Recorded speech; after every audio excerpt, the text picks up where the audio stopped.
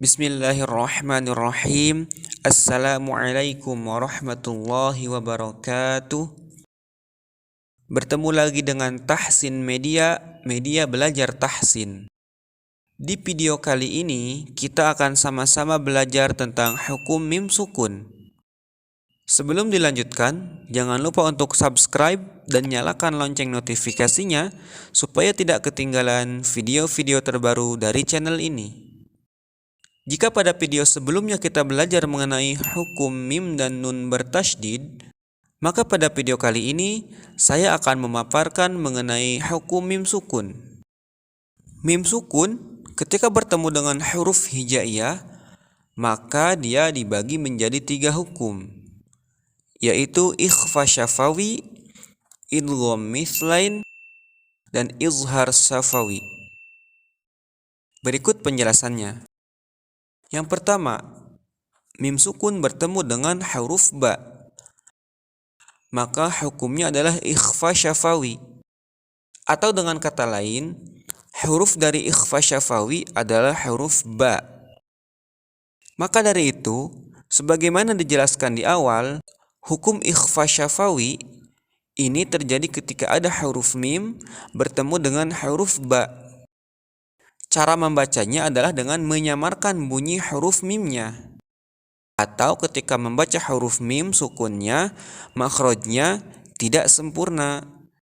Di manakah makhraj huruf mim? Yaitu bertemunya bibir atas dan bibir bawah.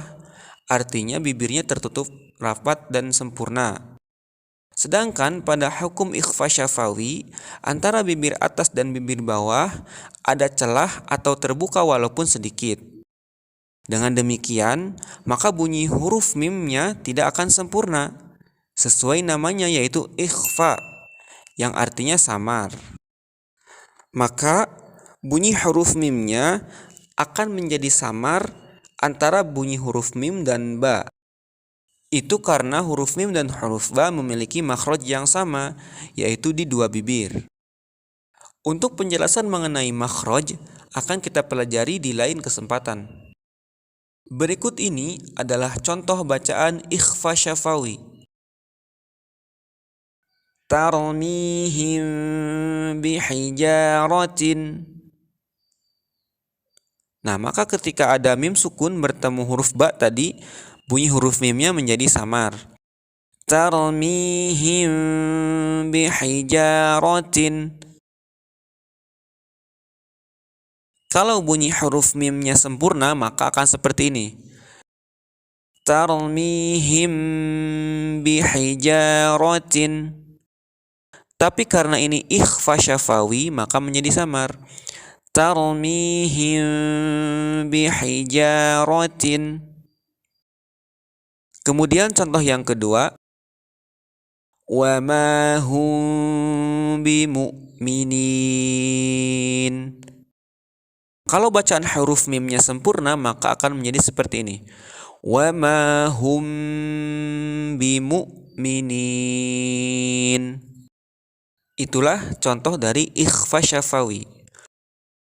Berikutnya, hukum yang kedua adalah idgham mithlain. Hurufnya yaitu mim. Hukum ini terjadi ketika ada mim sukun bertemu dengan mim. Secara bahasa, idgham artinya memasukkan. Sedangkan mithlain artinya adalah huruf yang sejenis.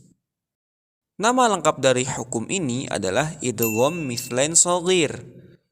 Yang mana shaghir artinya adalah karena huruf yang pertama sukun dan huruf yang kedua berharokat. Contohnya, ma lahum minallah, innaha alaihim muqsadah. Maka ketika membaca idgham mithlain, huruf mim yang kedua menjadi bertasydid karena huruf mim sukun yang pertama dimasukkan ke dalam huruf mim yang kedua. Itu adalah contoh dari idgham mithlain. Berikutnya yang ketiga adalah izhar syafawi.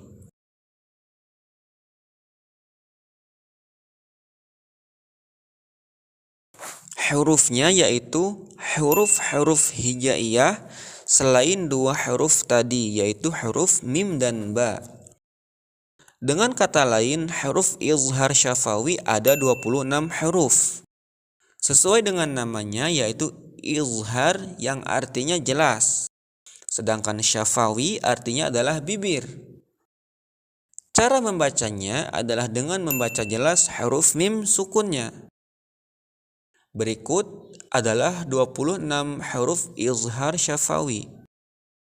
Ta, tha, jim, ha, kha, dal, zal, ra, zai, sin, shin, sad, dad, ta, za, ain, ghain, fa, qaf, kaf, lam, nun, waw, ha, hamzah, dan ya.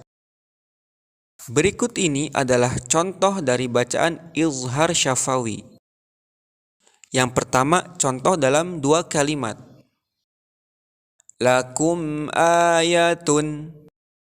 Di situ ada mim bertemu dengan hamzah. Berikutnya contoh dalam satu kata. Qaddamtu. Di situ ada mim bertemu dengan ta. Contoh lainnya, hum fiha. Ada mim yang bertemu dengan huruf fa. Berikutnya, an'amta. Huruf mim sukun bertemu dengan ta lagi. Contoh yang ketiga, lahum azabun. Di situ ada huruf mim sukun bertemu dengan ain. Berikutnya, yamkuruna. Mim sukun bertemu dengan huruf kaf. Itulah pembahasan kita pada video kali ini mengenai hukum mim sukun. Untuk contoh dari ketiga hukum ini lebih jelas dan banyak akan dibahas di video lain. Mohon maaf jika ada kekeliruan dalam menyampaikan ataupun kekeliruan dalam isi materi. Jika sahabatku mendapat manfaat dari channel ini, jangan lupa untuk share agar yang lain dapat sama-sama belajar memperbaiki bacaan Al-Quran. Dan untuk yang belum subscribe, jangan lupa subscribe dan nyalakan lonceng notifikasinya. Terima kasih dan sampai bertemu kembali di video berikutnya. Wassalamualaikum warahmatullahi wabarakatuh.